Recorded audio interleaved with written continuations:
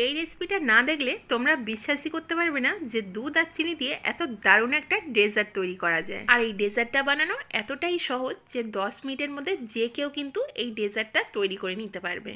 আর দেখে তোমরা নিশ্চয়ই বুঝতেই পারছো ডেজার্টটা এতটাই মাখনের মতো নরম হয় যে মুখে দিলে নিমিষের মধ্যে মিলিয়ে যায়। নমস্কার বন্ধুরা, welcome back to my channel. আর আমার চ্যানেলে এরকম নিত্য নতুন রেসিপির আপডেট পাওয়ার জন্য এক্ষুনি আরবি স্পেশাল কিচেন চ্যানেলটা সাবস্ক্রাইব করে রেখো, আর পাশে থাকা বেল আইকনটা ক্লিক করে অল অপশনটাকে অ্যাক্টিভ করে রেখো, তাহলেই আমার চ্যানেলে শেয়ার করা এরকম নিত্য নতুন রেসিপির আপডেট সবার আগে তোমরা পেয়ে যাবে। আজকের রেসিপি একদম ইজি মিল্ক ডেজার্ট। আর এই গরমে ঠান্ডা ঠান্ডা ডেজার্ট খেতে কার না ভালো লাগে, আর তাও যদি খুব সহজে একদম 10 মিনিটের মধ্যে দুধ আর চিনি দিয়ে এরকম একটা ডেজার্ট তৈরি করে নেওয়া যায়, তাহলে তো আর কোনো কথাই হবে না। তাহলে চলো বন্ধুরা, ছোট বড় সকলকে খুশি করতে বানিয়ে ফেলি এই মিল্ক ডেজার্টটা। সবার প্রথমে আমি এখানে একটা মিক্সিং বোল নিয়ে নিয়েছি, আর এই বোলের মধ্যে আমি এখানে দুখানা ডিমের কুসুম দিয়ে দিই। এখানে কিন্তু ডিমের সাদা অংশটা ব্যবহার করা যাবে না, আমি এখানে দুখানা ডিমের কুসুম দিয়ে এখন দিয়ে দিচ্ছি এই বাটির হাফ বাটি চিনি। তবে মিষ্টিটা তোমরা তোমাদের পছন্দ মতো অ্যাড করে দেবে। এখন একটা হ্যান্ড উইক্সের সাহায্যে ডিমের কুসুমটার সাথে চিনিটা খুব ভালো করে মিশিয়ে নিচ্ছি। একটু সময় ধরে এখানে চিনিটা আর কুসুমটা খুব ভালো করে এইভাবে মিশিয়ে নিতে হবে। আর বন্ধুরা, এর আগে আমি আমার চ্যানেলে অনেক রকমের ডেজার্ট রেসিপি শেয়ার করেছি, তোমরা যদি চাও আমার চ্যানেলে গিয়ে ভিজিট করতে পারো। এখন আমি চিনিটা কুসুমের সাথে খুব ভালোভাবে মিশিয়ে নিয়েছি। এখন এর মধ্যে দিয়ে দিচ্ছি 500 গ্রাম লিকুইড দুধ। আমি এখানে ফুল ফ্যাট লিকুইড দুধ নিয়েছি। এই ডেজার্টটা করার জন্য তোমরা এখানে চেষ্টা করবে ফুল ফ্যাট লিকুইড দুধ নেওয়ার।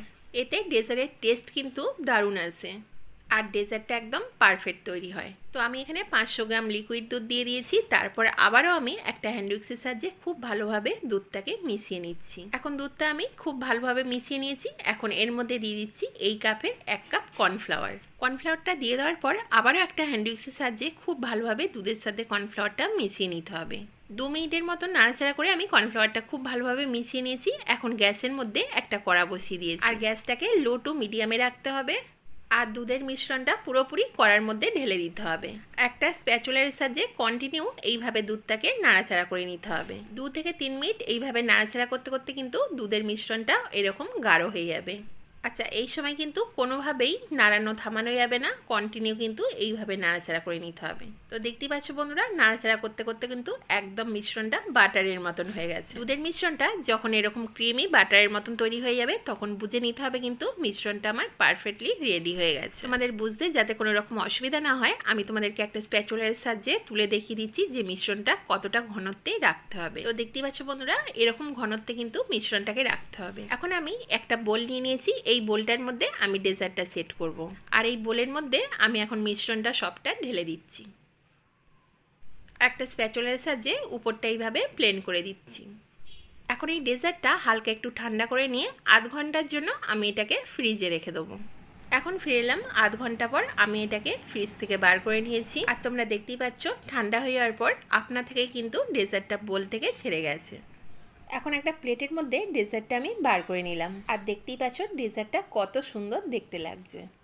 আর ডেজার্টটা ডেকোরেশন করে নেওয়ার জন্য উপর দিয়ে একটু গুঁড়ো দুধ ছড়িয়ে দিলাম। এখন এই ডেজার্টটা তোমাদেরকে একটা ছুরির সাহায্যে কেটে দেখাচ্ছি যে কতটা সুন্দর পারফেক্ট তৈরি হয়েছে। আর এই ডেজার্টটা দেখতেই যতটা সুন্দর হয়, খেতেও কিন্তু অসাধারণ হয়।